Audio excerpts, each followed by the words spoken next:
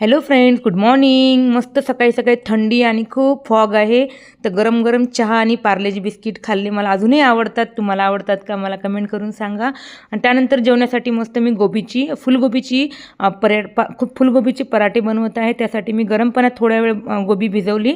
त्यानंतर त्याला ग्रेटरमध्ये हिरवी मिरची, कोथिंबीर आणि गोबी घालून मी असं छान ग्रेटरमध्ये काढून घेतले आणि मस्त वरून चीज टाकून पराठा बनवला. मुलांना दिलं, मी पण खाल्ले आणि सोबत मी व्हेजिटेबल पुलाव पण बनवला होता.